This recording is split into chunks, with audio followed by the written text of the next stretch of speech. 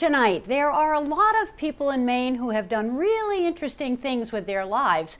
They just don't make a really big deal about it. As a result, they tend to fly under the radar. You could put Rick Parker in that category. He has had a colorful career as an artist and illustrator, working on some of the most famous comic books in the world. It's given him a pretty good living and a degree of fame, but it's not the life he saw for himself when he started out. For a long time, I was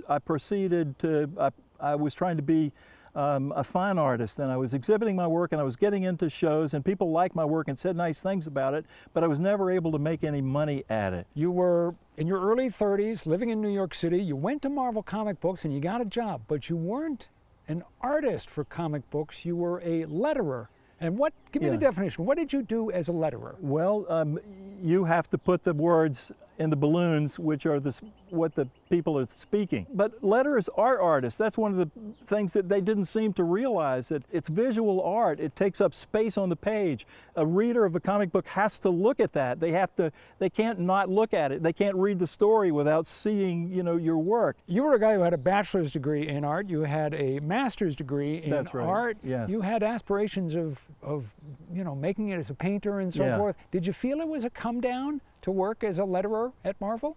Yes, as a matter of fact, I did. But the more I got to know about comics, the more I realized that there really is, that it's a great art form. It's just as great as any other art form. You worked at Marvel as a letterer for roughly 15 years. Yeah. During that time, especially as the years went by, were you burning to do your own artwork in comics? Yes, and when I first started working at Marvel, I thought, well, this will be my entry point into the company. And once they see that I can, do stuff, they will let me do things. Will ask me to hire me to do work.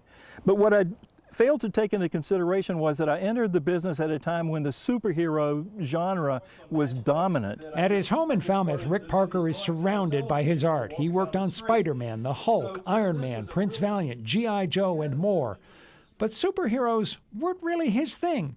His niche was weird humor, which had peaked in comic books about 15 years earlier. I always wanted to do my own thing, but they weren't doing humor work. In about 1992, 1993, a series came out on MTV called Beavis and Butt-Head. It's hard to believe it's almost 30 years ago. These two young knuckleheads. Empathy is when you feel what someone else is feeling. Do you understand? Feel someone else? Shut up! The show caught on, became a pop culture phenomenon. They decided to, in addition to the TV show, come out with a comic book series, and you were asked to be the artist for that. What did that mean to you at that time in your life? Marvel had solicited issue number 1 months in advance, and it had sold 600,000 copies before I even picked up the pen. Did you feel pressure? Did you say, oh my God, this thing is hugely successful. The only thing I can do is screw it up. I can't make it any bigger. I can't make it any more popular. No, I felt that it was, and also I was like one of the few people at Marvel that was doing humor type work. So it wasn't, that's one of the reasons they picked me. I was like one of the few people that could have done it. You had the right sensibility for it. I had the perfect sensibility for it, and I knew that I could do a good job, on it. Did it come pretty easily to you? It did come pretty easy for me because the type of humor was the same humor that they were using when I was 12 years old in 1958 or 1959. Thanks for coming, guys. It's always great to have new volunteers looking to help out. Yeah. We're just here for the chicks. And the filthy ones. That juvenile humor, I understood it quite well. And so I felt very comfortable doing it. If in 1995 you'd shelled out a couple of bucks for a Beavis and Butt-Head comic book illustrated by Rick Parker and then put it away in a vault, it would have been a superb investment. I've seen people selling them for $200 or $300. A piece. Now, admittedly, Beavis and Butt-Head did not suit everyone's taste. Hey, General? Where's the bathroom? Yeah. I need to pee all I can pee. But if you had the right sense of slightly twisted humor, there was nothing else like them. I'm funny. That was pretty good. This one is my favorite issue. It's issue number 23. It's Beavis and Butt-Head go to Amish country. And it happens to be the only comic book that I ever worked on where, when I was working on it, I actually laughed out loud myself. And that's how you know you're doing something good, when you are laughing at it as you're drawing it. Just a few weeks ago, the announcement came out that Beavis and Butt-Head is going to be rebooted, brought back as a TV series on Comedy Central. What did you think when you heard that news? My first thought was, I hope they hire me to do it. I hope they bring the comic book back and hire me to do it. But then I thought, no, I don't want to do that. I've already done that. That would be like, you know, going back and doing something that you'd already done.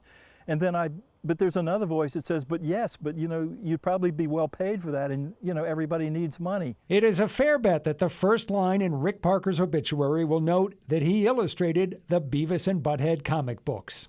If so, he's okay with that. I was a kid that said things in school even though he knew he was going to get in trouble. He said them anyway and got in trouble because I loved to, you know, when I made people laugh.